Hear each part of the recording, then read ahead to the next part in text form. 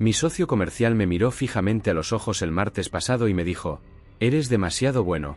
Por eso no te respetan. Quise discutirle. Quise defenderme.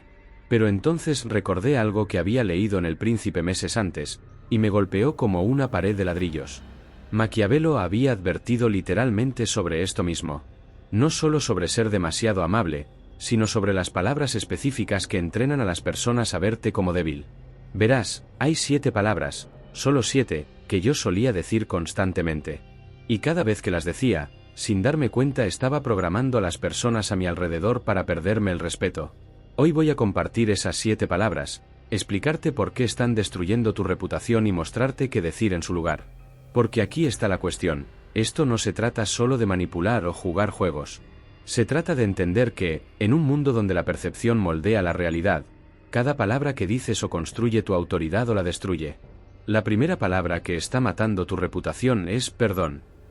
Ahora, antes de que pienses que te estoy diciendo que te conviertas en un psicópata sin corazón, escúchame. Yo solía disculparme por todo. Pasar junto a alguien en un pasillo, perdón. Hacer una pregunta en una reunión, perdón por interrumpir. Alguien choca conmigo, perdón. Hace 3 semanas estaba en una cafetería y un tipo tiró accidentalmente mi mochila con la laptop de la silla. Mi reacción inmediata fue: oh, perdón, debí haberla puesto en otro lado. El tipo me miró como si estuviera loco, porque yo me estaba disculpando por su error. Ahí fue cuando lo entendí.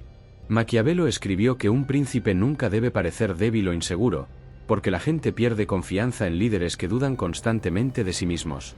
Cada perdón innecesario es, básicamente, una transmisión pública de: no estoy seguro de merecer ocupar espacio.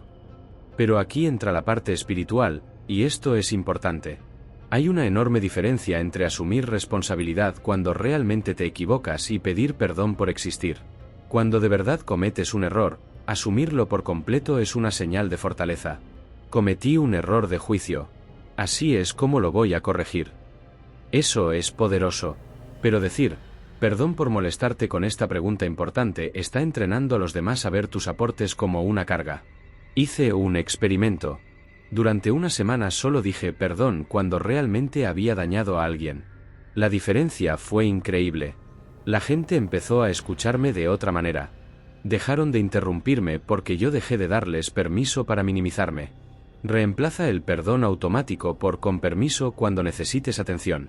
Di gracias por tu paciencia en lugar de perdón por la demora. O simplemente no digas nada. Camina sin disculparte por existir.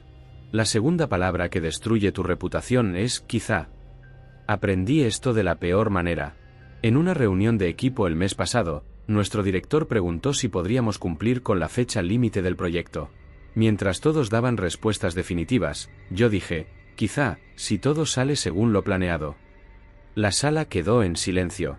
No porque mi respuesta fuera incorrecta, de hecho, era la más honesta, sino porque quizá transmite indecisión a todos los que escuchan. Y Maquiavelo entendía algo crucial: la gente no sigue a líderes inseguros, incluso cuando esa inseguridad está justificada. Aquí está la tensión espiritual, a veces realmente no sabemos. Y hay sabiduría en reconocer la incertidumbre.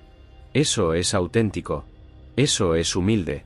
Pero esto fue lo que entendí: hay una diferencia entre la incertidumbre interna y la comunicación externa. Puedes estar inseguro por dentro y aún así comunicarte con autoridad. En lugar de decir quizá, empecé a decir: evaluaré la situación y te daré una respuesta definitiva mañana, con base en los datos actuales. Oh sí, bajo estas condiciones específicas. O déjame analizar las variables y te confirmo. La clave es comprarte tiempo para tener certeza, en lugar de transmitir inseguridad en el momento. 2 semanas después de hacer este cambio, el mismo director me llamó aparte y me dijo: últimamente has sido mucho más decisivo. Me gusta eso. Misma persona, misma incertidumbre, estrategia de comunicación diferente. La tercera palabra. Esta es sutil, y por eso es peligrosa. Hace 6 meses estaba presentando una idea a posibles inversionistas. Debí haber dicho: yo creo unas 15 veces en 10 minutos, yo creo que esta oportunidad de mercado, yo creo que nuestra solución. Uno de los inversionistas me interrumpió y dijo: ¿crees o sabes? Brutal. Pero tenía razón. Yo creo es un calificativo que debilita todo lo que viene después. Es como ponerle un aviso de advertencia a tu propia experiencia. Maquiavelo hablaba de la importancia de parecer seguro incluso cuando no lo estás. No porque el engaño sea bueno, sino porque la confianza genera confianza. Aquí es donde tuve que luchar con la parte espiritual. ¿No es deshonesto decir sé cuando en realidad solo crees? ¿No es la humildad intelectual una virtud? Pensé semanas en esto y llegué a esta conclusión. Hay una diferencia entre humildad intelectual y autoridad comunicativa. Puedes ser humildemente consciente de los límites de tu conocimiento en privado y aún así comunicar tu experiencia con seguridad. La solución no es mentir sobre lo que sabes.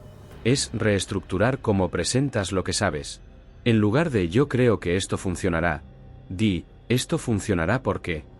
En lugar de yo creo que el mercado quiere esto, di, la investigación de mercado muestra. En lugar de yo creo, di debemos. No estás afirmando que lo sabes todo. Estás presentando tu juicio informado con la autoridad que merece. 3 meses después presenté ante otro grupo de inversionistas usando este enfoque. Uno de ellos me dijo al final, claramente conoces tu industria. Mismo conocimiento, presentación diferente, recepción completamente distinta. La cuarta palabra es por favor. Pero no. De la manera en que podrías estar pensando. No estoy diciendo que nunca seas educado. Estoy hablando del por favor desesperado y sobreutilizado que comunica que no esperas que te obedezcan. El mes pasado intentaba que mi equipo priorizara un proyecto. Envié un correo que decía, por favor, si pudieran encontrar tiempo para revisar esto, se los agradecería mucho. Por favor, avísenme si tienen alguna pregunta. Por favor, no se sientan presionados. Date cuenta de lo que pasó ahí. 3 por favor en una sola frase. Básicamente estaba rogándole a mi propio equipo que hiciera su trabajo. Maquiavelo escribió sobre la importancia de ser amado y temido. Pero si tienes que elegir uno, elige el temor. No porque quieras aterrorizar a la gente, sino porque el respeto nace de saber que las palabras de alguien tienen peso detrás. Aquí surge el dilema espiritual. ¿La humildad no exige pedir las cosas con amabilidad? ¿No es arrogante exigir? Pero me di cuenta de algo. Hay una diferencia entre ser humilde y ser ineficaz. La verdadera humildad sirve a los demás siendo clara y directa, no haciendo que todo sea opcional. Reescribí ese correo. Necesito su retroalimentación sobre este proyecto para el viernes. Esto es lo que necesito de cada uno. Luego enumeré entregables específicos con fechas límite. La respuesta fue inmediata y completa, porque me comuniqué como alguien que esperaba ser tomado en serio. La regla es esta, usa por favor cuando hagas una petición genuina. No lo uses cuando estés dando una instrucción necesaria. No es lo mismo decir por favor, pásame la sal que por favor, haz tu trabajo. La quinta palabra es da igual. Esta casi me cuesta una relación, tanto profesional como personal. Hace 3 meses, mi novia y yo intentábamos decidir a dónde ir a cenar. Después de 10 minutos dando vueltas, me frustré y dije, da igual. Elige tú. Ella se quedó en silencio. Más tarde esa noche me dijo, cuando dices, da igual, se siente como si no te importara mi opinión ni la decisión. Tenía razón. Y no era solo con ella. Lo hacía en todos lados. En reuniones, cuando las decisiones se alargaban. Con amigos, al hacer planes. Incluso conmigo mismo, al enfrentar elecciones. Maquiavelo entendía que los líderes deben mostrar que les importan los resultados. Da igual comunica que no tienes estándares, ni preferencias, ni compromiso con el resultado. Te hace ver desconectado y sin principios. Pero hay algo más profundo. Muchas veces da igual es resentimiento disfrazado. No era que no me importara la cena, estaba molesto porque la decisión tardaba demasiado. En vez de abordar eso directamente, me desconecté. El reto espiritual aquí es que a veces sí necesitamos soltar el resultado. A veces hágase tu voluntad es el enfoque correcto. Pero hay una diferencia entre rendirse a un propósito superior y rendirse porque estás irritado. Empecé a reemplazar da igual por estoy cómodo con cualquiera de las dos opciones, cuando realmente me es indiferente. Confío en tu criterio, cuando delego en alguien con más experiencia. Podemos decidir esto en los próximos 5 minutos. Cuando el problema es el proceso. El resultado. La gente empezó a verme como alguien a quien le importan los resultados, incluso cuando es flexible con los métodos. La sexta palabra es no puedo. Hace 2 semanas, mi jefe me preguntó si podía asumir un proyecto adicional. Mi respuesta inmediata fue, no puedo. Ya estoy saturado. Asintió, dijo ok y se fue. 5 minutos después entendí lo que acababa de pasar. Me había posicionado como alguien que choca con límites, no como alguien que encuentra soluciones. Maquiavelo escribió extensamente sobre la diferencia entre obstáculos e imposibilidades. Un verdadero líder reconoce las limitaciones, pero propone alternativas. No puedo suena a que ya dejaste de pensar. Aquí entra la parte espiritual, que me tomó tiempo entender. A veces realmente no podemos hacer algo. Y hay sabiduría en conocer tus límites. Decir que sí a todo conduce al agotamiento y la mediocridad. Pero aprendí que hay una diferencia entre tener límites y comunicar límites. Puedes respetar tus fronteras y aún así demostrar capacidad de resolver problemas. En lugar de no puedo, empecé a decir. No puedo asumir esto con mis compromisos actuales, pero podría hacerlo si repriorizamos X e Y. No puedo hacerlo yo, pero te recomiendo a esta persona. No puedo entregarlo en ese plazo, pero sí para tal fecha con estos recursos. 3 días después surgió una situación similar. Mismo jefe, proyecto distinto. Dije, no puedo tomarlo de inmediato, pero puedo empezar la próxima semana si movemos el plazo del proyecto Johnson 3 días. Su respuesta fue, buen análisis. Hagámoslo. Misma limitación, comunicación distinta. Resultado completamente diferente.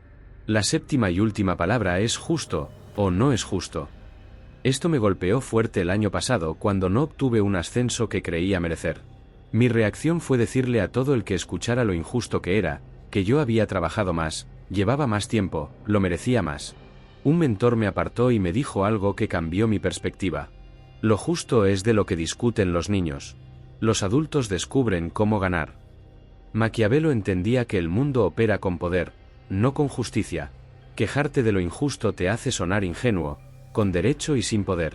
Te coloca como víctima de las circunstancias, no como alguien que las moldea. Pero aquí tuve que enfrentar el dilema espiritual. ¿No es importante la justicia? ¿No deberíamos señalar la injusticia cuando la vemos? ¿No hay algo noble en defender lo correcto? Pensé en esto durante meses y llegué a esta conclusión. Hay una diferencia entre trabajar por la justicia y quejarse de la injusticia. Una es activa y poderosa, la otra es pasiva y débil. Martin Luther King Jr. no decía esto no es justo. Decía, esto está mal, y esto es lo que vamos a hacer al respecto. Gandhi no se quejaba de la injusticia británica, creó sistemas para resistirla. En lugar de decir eso no es justo, empecé a decir, esto es lo que voy a hacer diferente la próxima vez. ¿Qué tendría que cambiar para modificar este resultado? Quiero entender los criterios que se usaron. 6 meses después, cuando volvió la temporada de ascensos, no me quejé de la decisión del año anterior. Pregunté qué necesitaba demostrar, creé un plan para demostrarlo y lo ejecuté. ¿Resultado? Me ascendieron. Esto es lo que he aprendido después de 6 meses siendo intencional con estas 7 palabras. No se trata de volverte manipulador o falso. Se trata de alinear tu comunicación con tus intenciones. Si quieres que te tomen en serio, tienes que comunicarte como alguien que espera ser tomado en serio. Maquiavelo no enseñaba engaño, enseñaba efectividad. Y la efectividad beneficia a todos, incluidas las personas a las que intentas ayudar. La dimensión espiritual es esta, la humildad no es autodesprecio. La verdadera fortaleza no es dominación. El verdadero liderazgo consiste en ser claro, decisivo y orientado a soluciones, mientras permaneces conectado con algo más grande que tú. Aún me equivoco. La semana pasada me descubrí diciendo perdón por hacer una pregunta legítima. Pero ahora lo noto. Y corrijo el rumbo. La prueba no es la perfección, es la conciencia. ¿Tus palabras están construyendo la reputación que quieres? ¿O están debilitando el impacto que intentas tener? Porque al final, las personas van a formarse una opinión de ti basándose en cómo te comunicas. Más vale asegurarte de que esa opinión sirva a tu propósito más elevado. Esas 7 palabras, perdón, quizá, yo creo, por favor, da igual, no puedo y justo, parecen inofensivas por separado, pero juntas crean un patrón que entrena a los demás a verte como inseguro, indeciso e ineficaz. Cambia el patrón. Cambia la percepción. Cambia tu impacto.